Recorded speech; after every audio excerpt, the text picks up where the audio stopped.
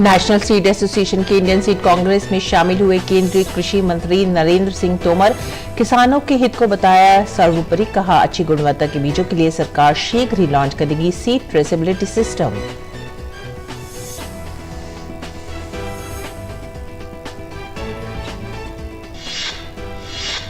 भारत सरकार ने nano urea के बाद अब नैनो डीएपी को दी मंजूरी। केंद्रीय खाद्य एवं उर्वरक मंत्री मनसुख मंडाविया ने इसे उर्वरक में आत्मनिर्भरता की तरफ बताया एक और बड़ी उपलब्धि। कहा प्रधानमंत्री नरेंद्र मोदी के विजन आत्मनिर्भर भारत के तहत ये सफलता किसानों को देगी अत्यधिक लाभ।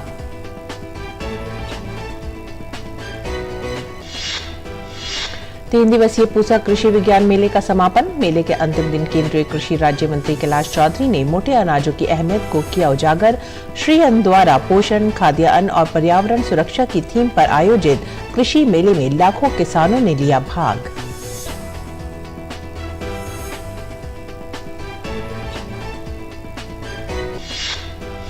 देश भर में दिख रही है हर्बल होली की धूम। मेरठ के जेल में कैदियों ने बनाया चुकंदर, पालक, गेंदे और गुलाब के फूलों के मिश्रण से हर्बल गुलाल। ब्रज में विदेशी श्रद्धालुओं ने खेली फूलों की होली।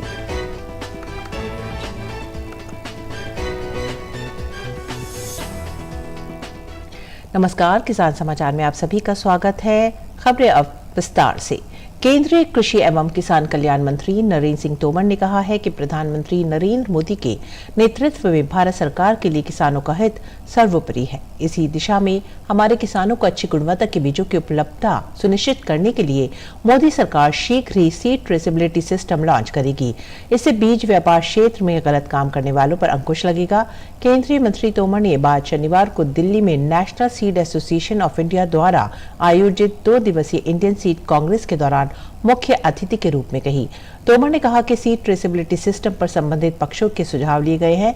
इसे लॉन्च करने से इसका फायदा किसानों के साथ ही बीज क्षेत्र में अच्छा काम करने वाले सभी लोगों को मिलेगा और बीज का क्षेत्र ठीक प्रकार से सुनिश्चितता से काम करने की ओर अग्रसर होगा। बीज क्षेत्र को सुचारू रूप से संचालित करने में जो कोई भी बाधाएं आती हैं तो सरकार इस संबंध में पूरी तरह गंभीर है। तोमर ने कहा कि हमारा कृषि क्षेत्र समृद्ध है, वह अर्थव्यवस्था की रीढ़ है। कृषि में भारत अग्रणी स्थिति में है, फिर भी आयात घटाते हुए तिलहन, कपास जैसे जिन कुछ क्षेत्रों में हमें आत्मनिर्भर होना है, उनमें देश को आत्मनिर्भर बनाने के लिए बीज क्षेत्र के हितधारक भी अपना योगदान दें।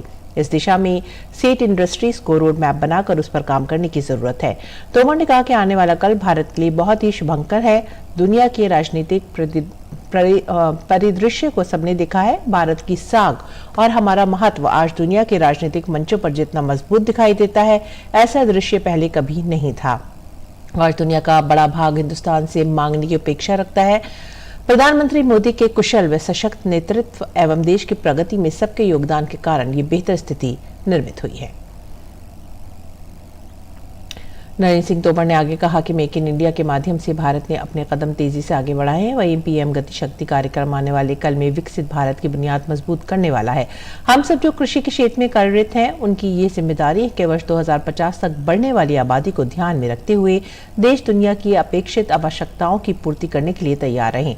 साथ ही जलवायु परिवर्तन की चुनौतियों का सामना एवं समाधान करते हुए देश को अग्रणी अवस्था में लाएं, ये भी हम सबका रोड मैप में शामिल होना चाहिए। तोमर ने कृषि क्षेत्र की निरंतर प्रगति में बीज क्षेत्र के योगदान की सराहना करते हुए कहा कि बीज ही सृष्टि है, बीज का विकास ही सृष्टि का विकास है। क्षेत्र कोई भी हो, लेकिन बीज का महत्व है। बीज की गुणवत्ता निश्चित रूप से किसी भी क्षेत्र के लिए अत्यंत महत्व रखती है। कृषि के क्षेत्र में बीज की गुणवत्ता, उसका विकास, संख्यात्मक रूप से बढ़ना, किसानों के द्वारा उपयोग करना और मनुष्यों के द्वारा उपभोग करना, ये एक बड़ी यात्रा है। इस यात्रा में जो लोग सहभागी हैं वो अपना व्यवसाय तो कर रहे हैं, लेकिन साथ ही इस क्षेत्र के प्रति उनकी मानवीय जिम्मेदारी भी बहुत महत्वपूर्ण है, जिससे सभी को गंभीरता से लेना चाहिए। तोमर ने जलवायु के अनुरूप एवं बायो फोर्टिफाइड किस्मों के साथ ही बीजों की अन्य अच्छी किस्में विकसित करने के लिए भारतीय कृषि अनुसंधान परिषद से जुड़े सभी संस्थानों के वैज्ञानिकों के योगदान की भी सराहना की। भारत सरकार ने नैनो यूरिया के बाद अब नैनो डीएपी को भी हरी झंडी दिखा दी है। केंद्रीय स्वास्थ्य मंत्री मनसुख मांडविया ने शनिवार को ट्वीट करके जानकारी दी। उन्होंने लिखा, उर्वरक में आत्मनिर्भरता की तरफ एक और बड़ी उपलब्धि। भारत सरकार ने नैनो यूरिया के बाद अब नैनो डीएपी को भी मंजूरी दे दी है। प्रधानमंत्री नरेंद्र मोदी के विजन आत्मनिर्भर भारत के तहत ये सफलता किसानों को अत्यधिक लाभ देने वाली है। अब एक बैग डीएपी भी एक बोतल डीएपी के रूप में मिलेगी। यूरिया के बाद डीएपी देश की दूसरी सबसे ज्यादा खपत वाली खाद है। जानकारी के मुताबिक लगभग 10 से 12.5 मिलियन टन सालाना इसकी खपत होती है, जबकि डीएपी का उत्पादन केवल 4 से 5 मिलियन टन ही है। देश में बाकी डीएपी आयात किया जाता है। केंद्र सरकार ने इफ्को के बनाए डीएपी को फर्टिलाइजर कंट्रोल ऑर्डर में शामिल किया है। बता दें, फर्टिलाइजर कंट्रोल ऑर्डर ये कानून है जो देश में खादों की बिक्री मूल्य वितरण को नियंत्रित करता है। फर्टिलाइजर कंट्रोल ऑर्डर में शामिल होने से इसके व्यावसायिक रिलीज का रास्ता भी साफ होने वाला है। केंद्र सरकार के इस कदम का सबसे ज्यादा फायदा किसानों को होने वाला है। बता दें, किसानों को अभी तक डीएपी बोरी में मिलती थी, जिससे उसकी ढुलाई में समस्याओं का सामना करना पड़ता था। नैनो डीएपी बोतल में आने से इसे उतनी ही मात्रा में आसानी से लाया जा सकेगा। साथ ही इस कदम के बाद डीएपी की कीमतों में भी कमी आने की संभावना बन गई है। और प्रधानमंत्री नरेंद्र मोदी ने कहा है कि नैनो तरल डीएपी उर्वरक को मंजूरी दिए जाने से किसानों का जीवन सुगम होगा। प्रधानमंत्री ने रसायन और उर्वरक मंत्री डॉक्टर मनसुख मांडविया के एक ट्वीट के जवाब में ये बात कही। मनसुख मांडविया ने कहा कि नैनो यूरिया के बाद अब नैनो डीएपी को मंजूरी मिल गई है। कृषि मंत्रालय ने इसे मंजूरी देकर अधिसूचित भी कर दिया है। मनसुख मांडविया ने कहा कि इससे किसानों के जीवन में बदलाव आएगा और आत्मनिर्भर भारत के प्रधानमंत्री नरेंद्र मोदी के दृष्टिकोण को आसान करने में मदद मिलेगी। नैनो डीएपी का उत्पादन उर्वरक निगम इफ्को द्वारा किया जाएगा तथा ये देश की कृषि और अर्थव्यवस्था के लिए एक क्रांतिकारी परिवर्तन सिद्ध होगा। भारतीय कृषि अनुसंधान संस्थान द्वारा आयोजित 3 दिवसीय पूसा कृषि विज्ञान मेले का शानदार समापन हो गया है। श्री अन्न द्वारा पोषण, खाद्यान्न और पर्यावरण सुरक्षा की थीम पर आयोजित इस महत्वपूर्ण कृषि मेले में लाखों किसानों ने भाग लिया और कृषि से जुड़ी नवीन तकनीक का शोध संस्थानों, स्टार्टअप व उद्यमियों के स्टॉल पर सजीव प्रदर्शन देखा। देखते हैं उप यादव की ये खास रिपोर्ट। भारतीय कृषि अनुसंधान संस्थान द्वारा आयोजित 3 दिवसीय पूसा कृषि विज्ञान मेले का शानदार समापन हो गया। मेले के अंतिम दिन बतौर मुख्य अतिथि भाग लेने आए केंद्रीय कृषि एवं किसान कल्याण राज्य मंत्री कैलाश चौधरी ने कहा कि अंतर्राष्ट्रीय मिलेट वर्ष के माध्यम से विश्व में श्री अन्न का व्यापक रूप से प्रचार प्रसार किया जा रहा है। इसी को ध्यान में रखते हुए इस बार मेले की थीम श्री अन्नों द्वारा खाद्य, पोषण व पर्यावरण सुरक्षा रखी गई थी।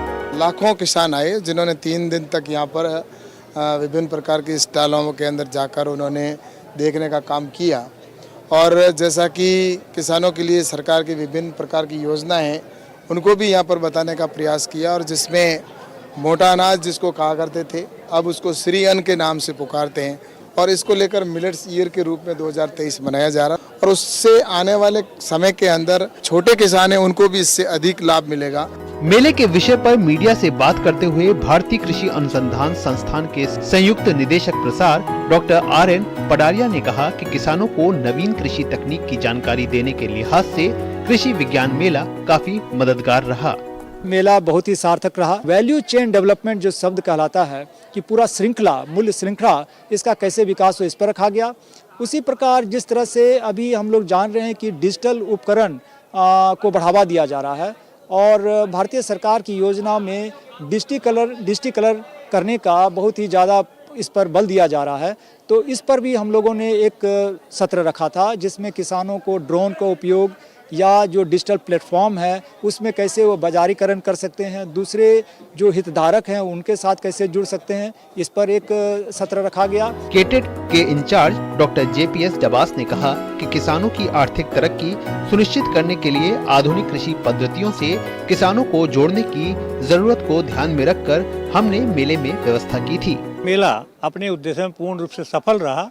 सफल रहने का ये कारण है कि किसान जो है पूरे देश से लगभग 1 लाख के करीब किसानों ने भाग लिया है और साथ साथ में यहाँ पे नई किस्मों के जो बीज हैं वो भी उनको उपलब्ध हुए हैं और हमारे लगभग 70 से 80 किसान जो कृषि उत्पाद है उनमें मूल्य संवर्धन करते हैं, सीधी मार्केटिंग करते हैं, उन्होंने भी यहाँ अपनी दुकानें लगाई हैं और सीधे उपभोक्ता को अपने पदार्थ उपलब्ध करवाए हैं। उसमें खासकर जो खाद्य श्री अन्न है उनसे बने पदार्थों का ज़्यादा यहाँ पे आकर्षण रहा है, जिसमें खासकर बाजरे के, रागी के और इन चीज़ों के जो उत्पाद थे उनको लोगों ने काफ़ी बड़े पैमाने पर खरीदा है।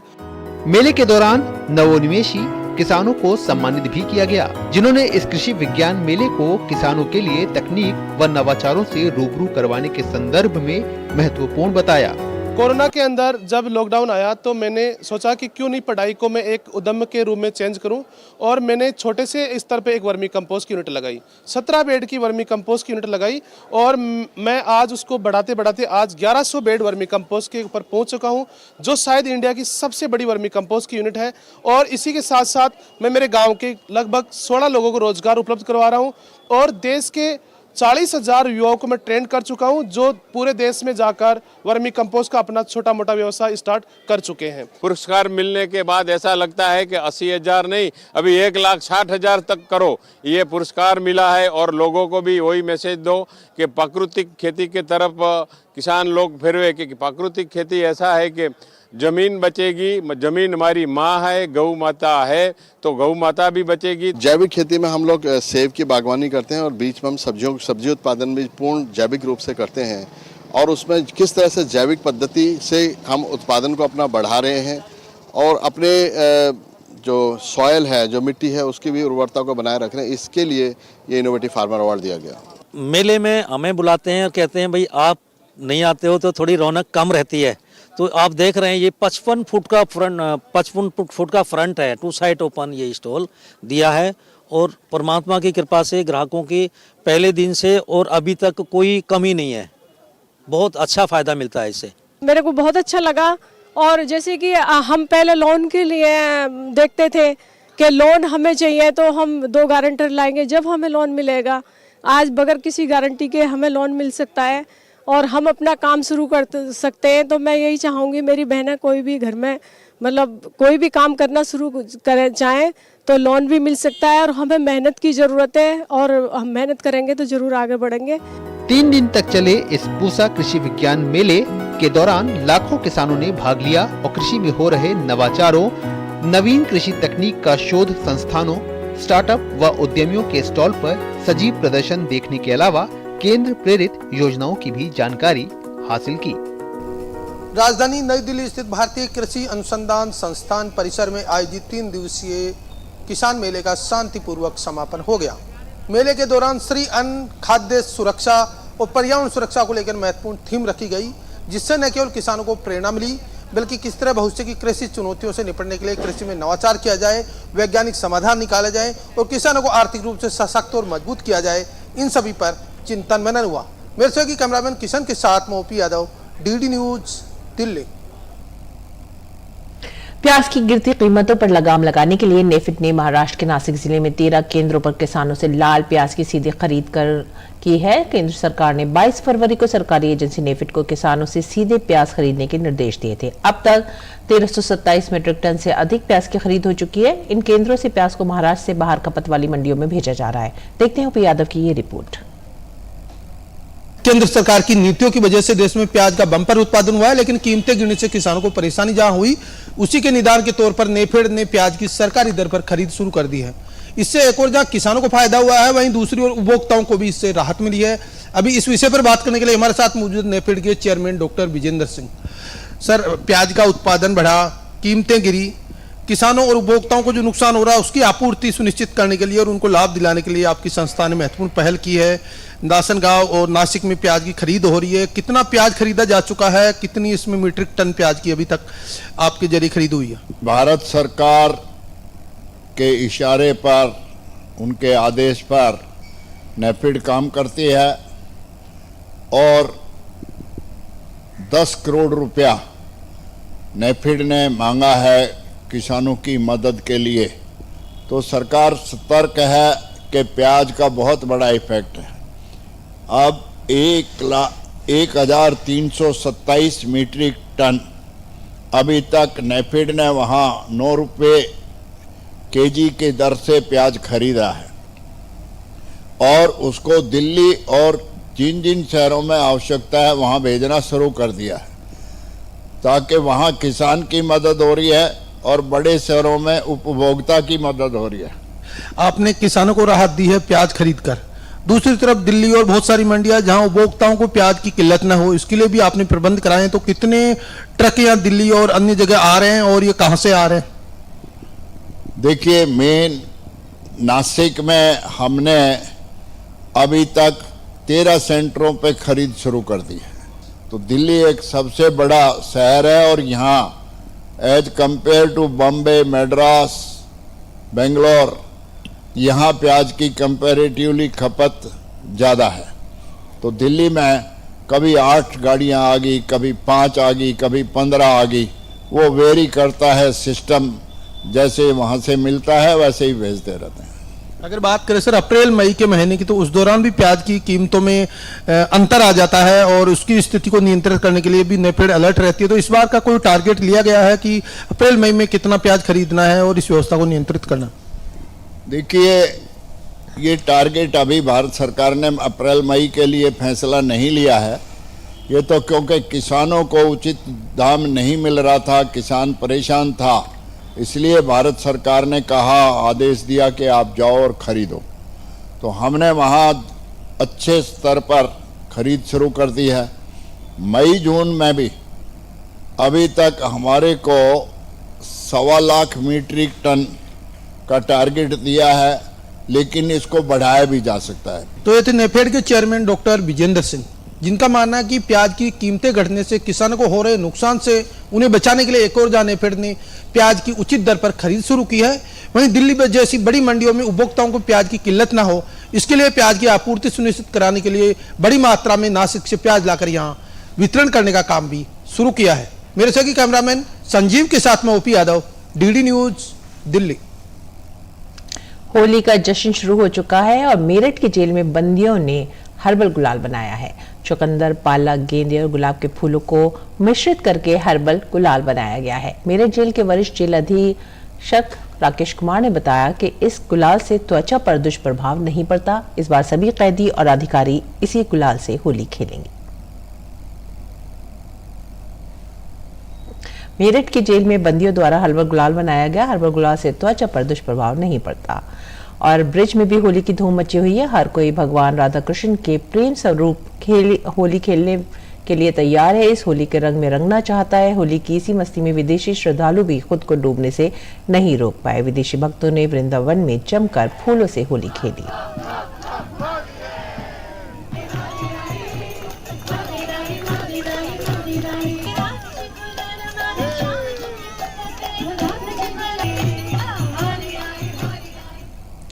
बात करेंगे अब मंडी भाव की। देखते हैं क्या रहा देश भर की मंडियों में भाव।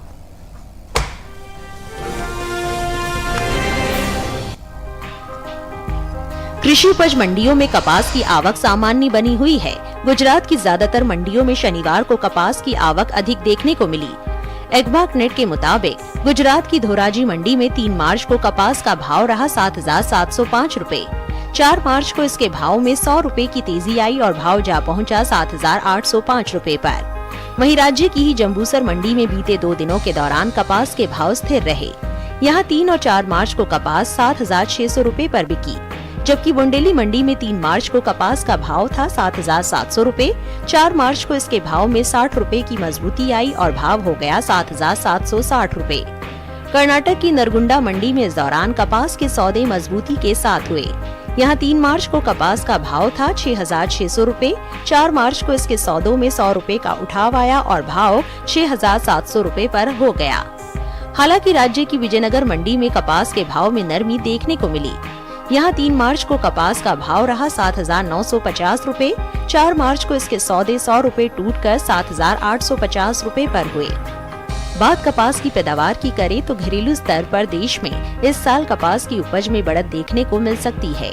साल 2022-23 के दौरान कपास की पैदावार में 25,20,000 गांठ की बढ़ोतरी दर्ज की जा सकती है, जिसका असर कपास के बाजार भाव पर पड़ सकता है। कृषि मंत्रालय के दूसरे अग्रिम अनुमान के मुताबिक कपास की उपज साल 2022-23 के दौरान 3,37,23,000 गांठ होने का अनुमान है, जबकि बीते साल की समान अवधि के दौरान उपज 3,12,03,000 गांठ रही थी।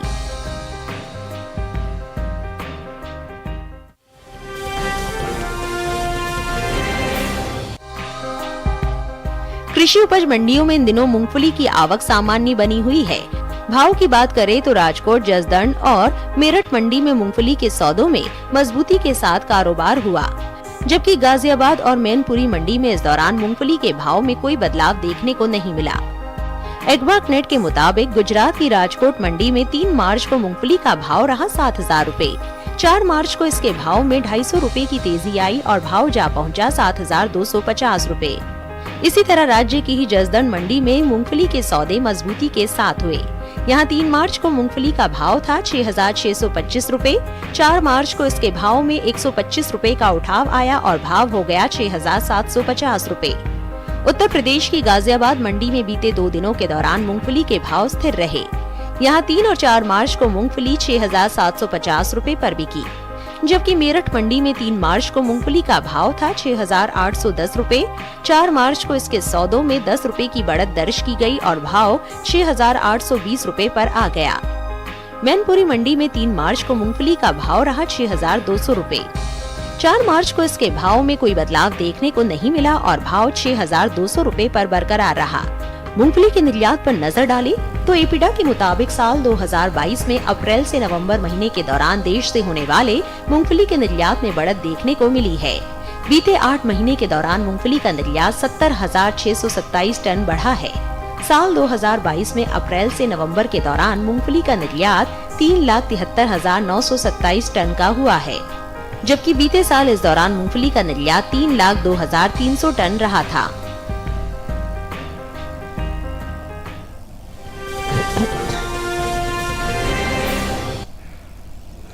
और आइए बात करते हैं मौसमी खेती की। किसान इस मौसम में कैसे रखें अपनी खेती का ख्याल, आइए देखते हैं।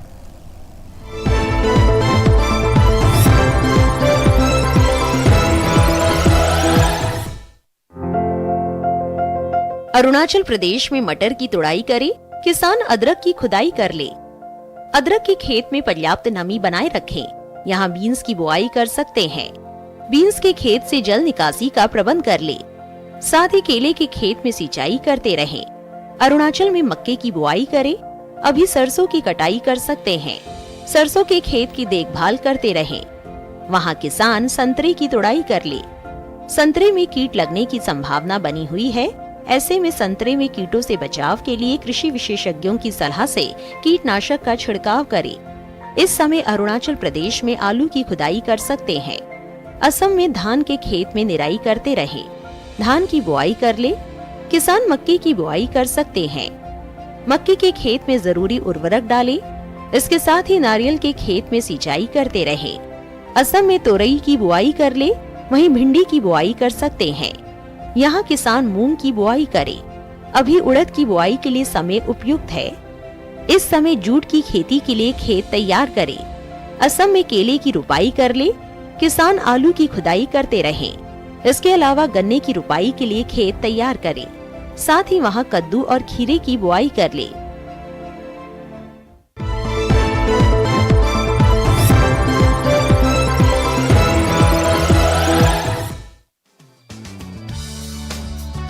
ये मौसम भिंडी की बुआई के लिए अनुकूल है। उत्तरी भारत के मैदानी इलाकों में गर्मी की फसल जनवरी के अंतिम सप्ताह से मार्च तक और बरसात की फसल जून से जुलाई तक बोई जाती है। 1 हेक्टेयर में भिंडी की बुआई के लिए 18 से 22 किलो बीज पर्याप्त है। भिंडी की बुआई करने से पहले खेतों को जोतकर तैयार कर ले। खरपतवार को साफ कर ले। बुआई करते समय कतार से कतार की दूरी 30 सेंटीमीटर और पौध से पौध की दूरी 13 से 15 सेंटीमीटर रखें। किसान भिंडी की कई किस्मों की बुआई कर सकते हैं, जैसे पूसा मखमली, पूसा सावनी, लाल भिंडी और IHR 31 आदि। पूसा मखमली किस्म की भिंडी की लंबाई 6 से 8 इंच तक होती है। ये भिंडी लंबी, सीधी, चिकनी और हरे रंग की होती है। पूसा सावनी किस्म की भिंडी की लंबाई 10 से 15 सेंटीमीटर होती है। ये लंबी, पतली, नरम, चिकनी और गहरे हरे रंग की होती है। पूसा सावनी किस्म की 1 हेक्टेयर में 80 से 100 क्विंटल तक पैदावार ली जा सकती है। लाल भिंडी लंबी, सीधी और गुदेदार होती है, जबकि IHR 31 किस्म की भिंडी की लंबाई 24 सेंटीमीटर तक होती है। ये मोटे गुदे वाली और हल्के हरे रंग की होती है। अगर बात सिंचाई की करें तो बुआई के तुरंत बाद फसल में पहली सिंचाई करें और फिर दूसरी और तीसरी सिंचाई 3 से 4 दिन के अंतराल पर करें। फसल की अच्छी पैदावार के लिए खेतों में समय समय पर निराई गुड़ाई करते रहें।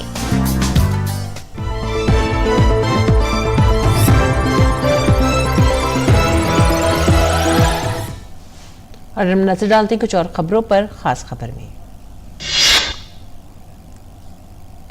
उद्योग और वाणिज्य मंत्री पीयूष गोयल ने विश्वास व्यक्त किया है कि इस वर्ष देश से वस्तु और सेवा निर्यात बढ़कर $750 अरब हो जाएगा। सीबीआई ने निजी कोचिंग सेंटरों द्वारा जेईई मेन 2021 परीक्षा में कथित धांधली से संबंधित मामले की चल रही जांच में एक फरार आरोपी को गिरफ्तार किया है।